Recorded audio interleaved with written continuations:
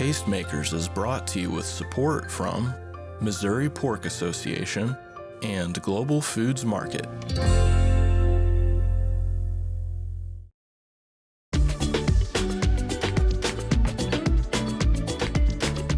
In this episode, you're going to meet a woman who was raised in Sonora, Mexico, and is celebrating her culinary heritage by making corn and flour tortillas right here in the heartland.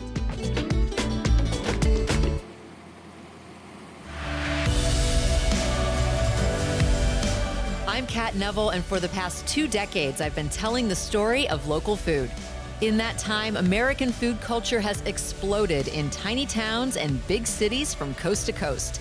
In Tastemakers, I explore the maker movement and take you along for the journey to meet the makers who define the flavor of American cuisine.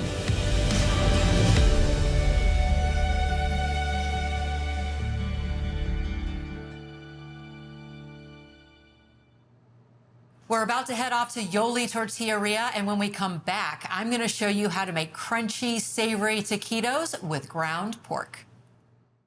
Our beginnings are very humble in the sense that we really wanted a taste of my hometown.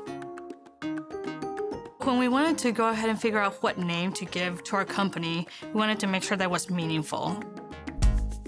First, we wanted something Sonora, because that's where I'm from in Mexico, but that didn't work out because Sonora names are really difficult to pronounce and very difficult to spell. And I was like, oh, scratch that. And so we're looking, and so Yoli means to live in Nahuatl, which is the Aztec language.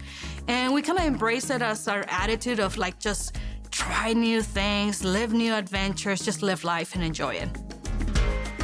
I never imagined that I would be making tortillas, especially in the corporate world, and coming from just something that we did at home, trying to make something that we experienced in Marissa's hometown, developing into a full-time business.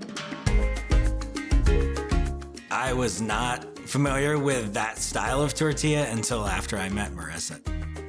We went to her hometown and I had the food, had the tortillas. It was all over at that point. I knew what I was missing.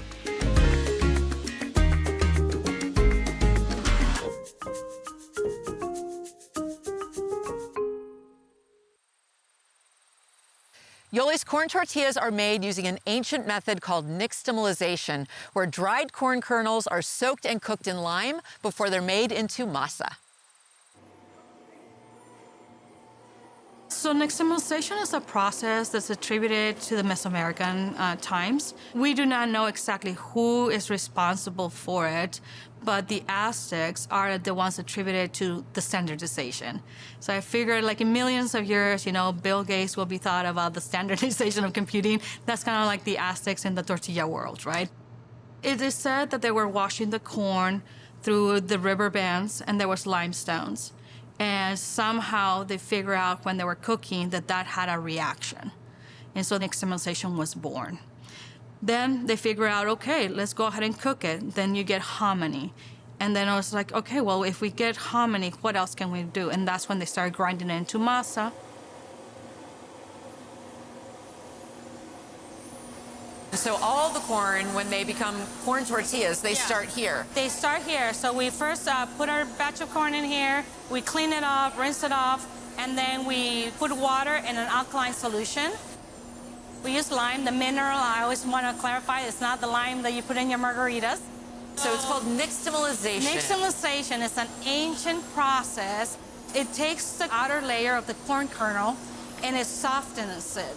And so do it to a certain temperature, we turn the heat off, we let it sit overnight, come in the next day, and we rinse it. And what's gonna happen is that part of the corn kernel that is no longer digestible is gonna peel off.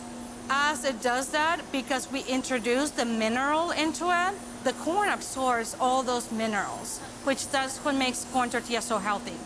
And so how many ingredients are in your tortillas? 3, corn, water, and lime. And that's it? That's it. So all of the binding that happens in the dough, that's all just a natural... just natural process, just like it used to be hundreds of years ago.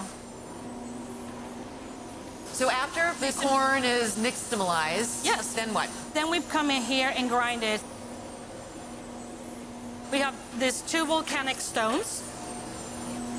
this design is ancient. It's from the Aztec time. So, I mean, the first one that they had, it was more like a metate, which was on the floor. Yep. Yeah, and they did that. And then they came up with this one. they run counter to each other. Yes. The corn comes down the middle and then feeds out of these, so it gets smaller and smaller and smaller. Correct, yes. It's just a brilliant, simple design. Yes. It's so brilliant that it hasn't changed in millennia. So it's all ground and it falls It's all in ground, here. falls in here, and then we go ahead and put our masa in the mixer. And we do that so that everything, the humidity level is just all perfect all around. And then it gets put in our feeder. The machine that makes the corn tortillas has a die cutter. So as the masa gets extruded through our masa feeder into the rollers, which determines the thickness, it die cuts the size, which allows us to do different sizes with the different corn types. Then the tortilla oven mimics cooking on a flat top or a comal. So it cooks the first side, cooks the other side, and then cooks that first side one last time, which will create that puff. This is the famous puff. And what you really have is two sides of the tortilla. A lot of people don't know that.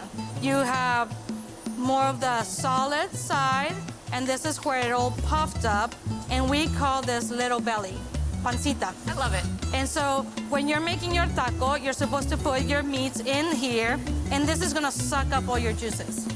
Okay, that is life-changing. Now that I know that, I will be looking for the little belly Yeah, on where's the every side? one of my Yes. fresh tortillas. Yes. That's amazing.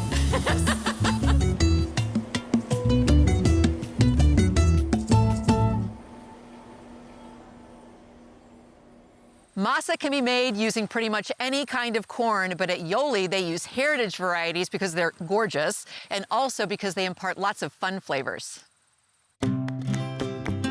We use 4 different types of corn: white corn, yellow corn, blue corn, and red corn. The white corn is gonna have the most mild flavor. The yellow corn is gonna have a stronger corn flavor, but very similar to the white. Blue and red are both gonna be on the earthy side. Red just has a slight sweetness when you're finishing. There's about 72 commercially available corn varieties in Mexico alone. Wow. And they say that there's a lot more types of corn. And obviously what I'm focused is in the Midwest region. So I'm working, to figure out what are other varieties of Native American corn are available here for us. And so that's kind of like a lot of what we work on, testing and learning of what's available to us. And of course, different techniques of how to treat that and what that might be best used for. Because not every corn is good for tortillas, I can tell you that. Well, and you're working with the University of Missouri Yes. on a corn diversity project. Can you tell me about that? Yes. The University of Missouri and I got in touch a while back. They have a farmer that has been creating a network through the United States and probably through all the way to South America about all the different corn varieties that we have in the Americas, because corn was born in Mexico, but then it went up and down, right? And so he's been trying to do this large network of farmers to go ahead and promote what is possible. And they drop like packages and packages of corn here. And what we're doing little by little is just like nixtamalizing, annotating what we did, the level of, alkaline solution, temperature, everything. And then we process it and we'll tell them, this is a great product for tortilla, this is a great product probably for masa, or this one probably should just be a decoration on the Thanksgiving table. The university is helping to support the introduction of genetic diversity Yeah. in corn, Yeah. where over the past 50 years, what we've been doing is creating monocultures Yeah. and taking the diversity out. Now Yeah. we're starting to see this reverse Yes. for flavor and for different applications. And so that's really going to Yeah. have a huge impact. Huge impact, because if you're a farmer, you're gonna farm it, you want someone to consume it and buy it. So if they have a buyer, that really changes the dynamic of how they're gonna practice. Yeah. And so I think that that's huge. The other thing is, the state of Missouri and the state of Kansas had really bad droughts. And so we have to start thinking about, hey, what's our ecosystem and what should we change? Some of these are very drought tolerant. And so maybe we should start farming that versus wasting our land and things that don't work. And that's how change happens. You Yes. know, it's like you need to go in and give people the opportunity and an incentive to be growing these different products and using them for whatever reason. And you're part of that. Yes, That's really cool. And again, we feel that it's part of our responsibility, and we're very proud that we can contribute to it. Here at Yoli, they are dedicated to local collaborations and sourcing local ingredients whenever possible. So now we're heading off to the farm where some of their heritage varieties of corn are grown.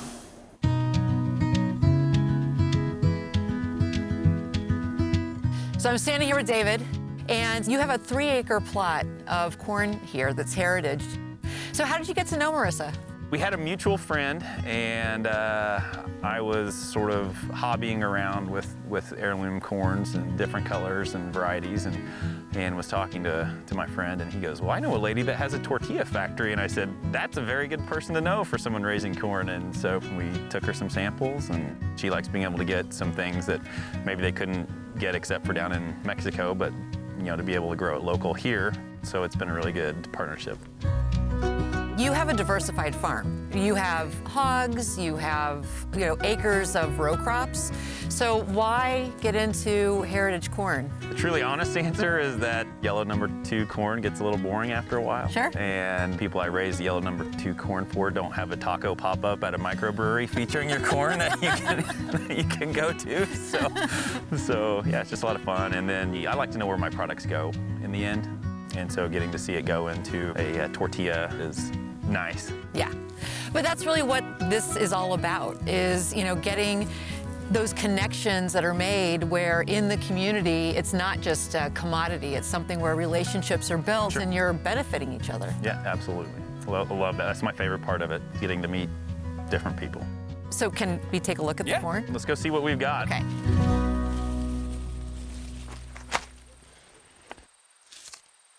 So there is some Bloody Butcher. It's beautiful. Yeah, it really imparts a nice butterscotch flavor.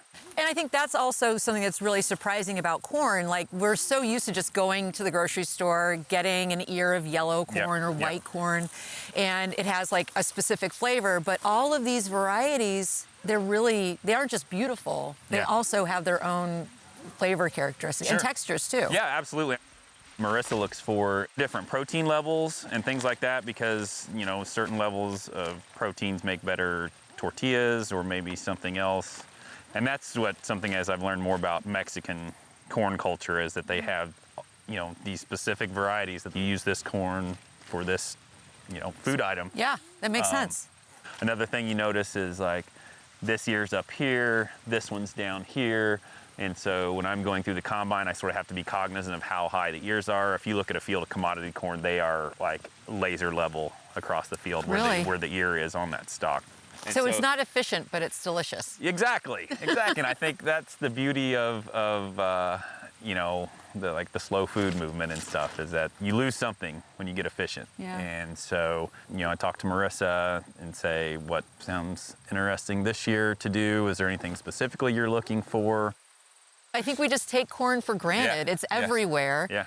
But it's like a really fascinating plant that has an incredible history. Yeah, absolutely. And so bringing it back and really being able to celebrate that history, especially with people like Marissa, who are, able to connect people to their culture through corn. I mean, it's just, it's fun. Corn is not just for pigs anymore, You heard it here first. Our trajectory of growth at Yoli has always been very organic. We started from 0, and then, it just little by little, it gets double and double and double. It's just very interesting for us as we introduce different products and understanding the restaurant side, and then now there's this retail, and just really learning how the systems work. Marissa is the most creative mind. She is constantly coming up with new ideas. On our flour tortillas, we make 2 types. a flour tortilla with pork fat. It's absolutely beautiful. And then we make a vegan one with avocado oil. On top of tortillas, which is the core, we also make tamales, aguas frescas, salsas, some different prepared foods. Those are all things that are brewing in Marissa's mind. You obviously have the background of growing up in Mexico, Yes. but you're living here in Yes. Kansas City. Yes. And so it's marrying these two sides of your life in this really beautiful way. Yes, absolutely. And we get all the vibes from all the different chefs, and they come in and they come with creative ideas. And we're more than willing to go ahead and see what happens next. So fun. I love to see the creativity that other people have with it. I mean, that's what food is, right? It's about transforming, it's about community coming together and making something even better. And for me, that's just like mind-blowing. I'm very impressed, and I'm very impressed with the Kansas City community too.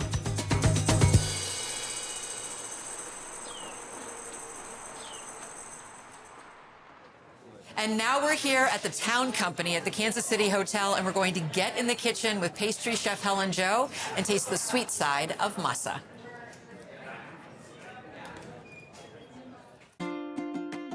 You actually are like friends with Marissa. You aren't just using her product, you have a really great relationship. Marissa is definitely a friend since we met at her shop when it opened in 2020. There was an instant connection. I was not surprised when she was like, you know, I'd like to come up with a frozen ice cream dessert and be able to use masa in it. And so I was definitely into it. It's like a Sunday presentation, right? And then there are masa crumbles, there's masa in the ice cream. It is a little bit of a mild flavor in the ice cream. And so, you know, putting it into a crumble really brings it back and also adds a good textural pop in the dish. So having both those together, you get to really experience masa.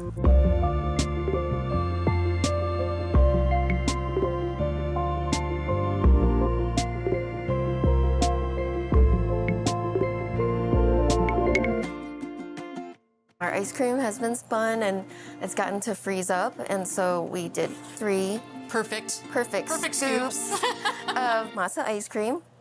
And then for this dish, we have a few garnishes, preserved plums, the crumbs that we made. And the crumbs, obviously, they have sugar and brown butter, so they're really complex. Yes. Yeah, while the ice cream is a little more like simple and straightforward. This one, yeah, it has a little bit of added sweetness. We also made a cherry caramel to go with the plums. And then, of course, vanilla whipped cream. That's our sundae, our Yoli masa sundae. So when people order this, what is their reaction? People are like, wow, I never had anything like that before. That's gonna stay in my like food memory, you know? Can we try it? I would love for you to try it. Best part. Best part for sure. Oh my gosh, that's good.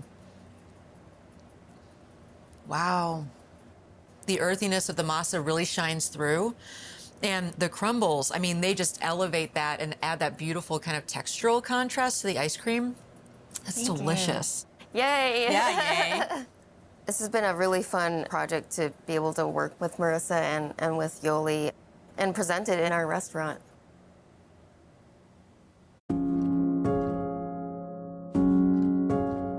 I envision Yoli in general as experience making.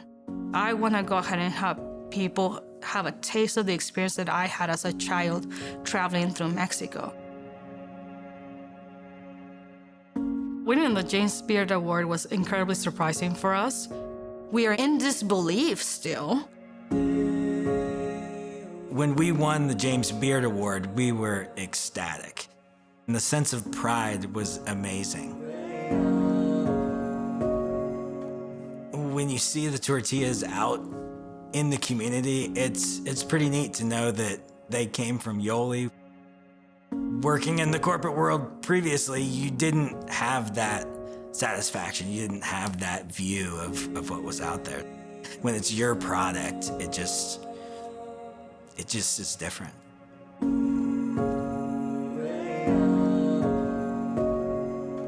I just love that you're taking this very simple, very traditional ingredients. And yes, you're making traditional corn tortillas. Obviously, you're making the Sonoran wheat tortillas. But then you're really pushing the boundaries of what you can do with that ingredient. I just think ingredients should be fun. There should be no limit to your creativity. So I think that, I don't know, if we can do something else with the masa, we'll do it.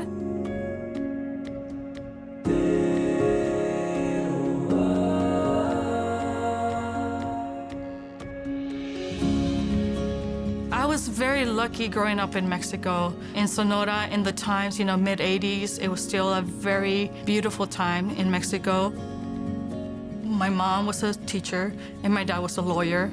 And they were both very invested in the idea that you should really learn where you're from.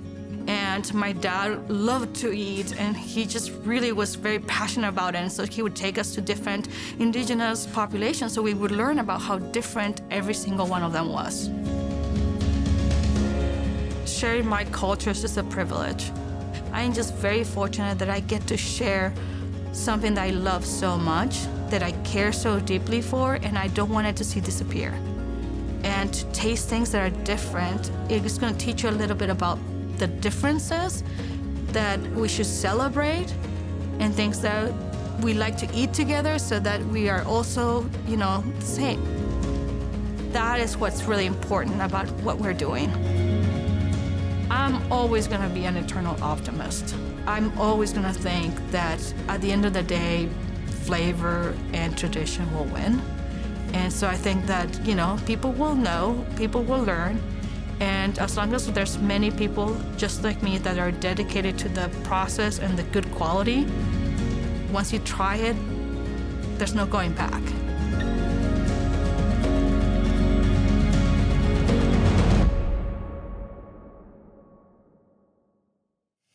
Tortillas seem to be ubiquitous, but once you have a really well-made tortilla, there's no going back.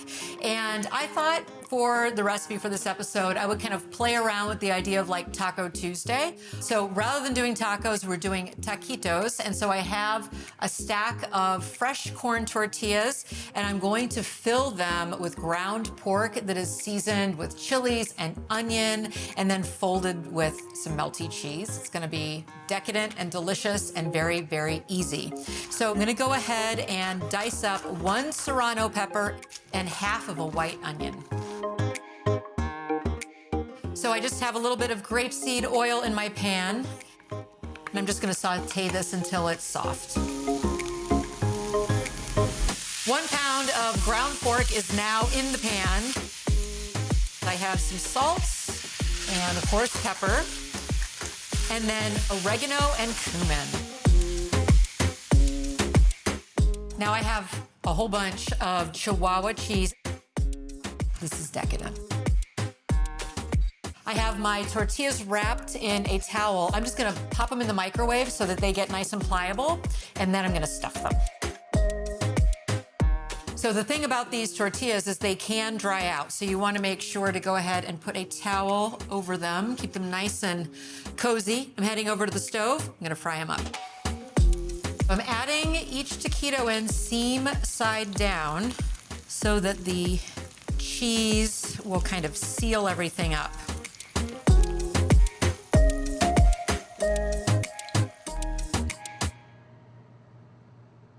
So here is my platter of yummy, cheesy, fried ground pork taquitos. I'm going to serve these with fresh cilantro, a few chopped tomatoes, and some crema, which is Mexican sour cream, and I have a wonderful kind of avocado-infused hot salsa. In each episode, I pair the dishes with an American wine made with either native or hybrid grapes.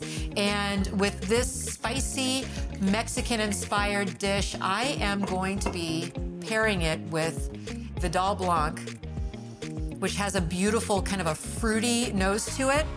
But this particular one is vinified with a little bit of residual sugar, and that is going to go beautifully with the spicy elements. It's gonna be really complex and delicious.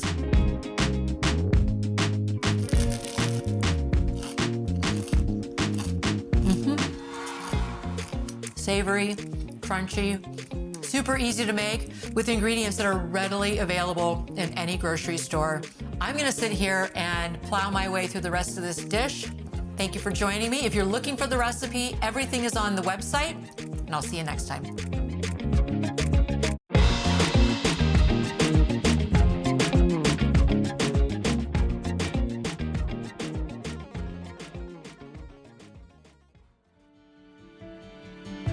Connect with us online at wearetastemakers.com or through social media on these handles.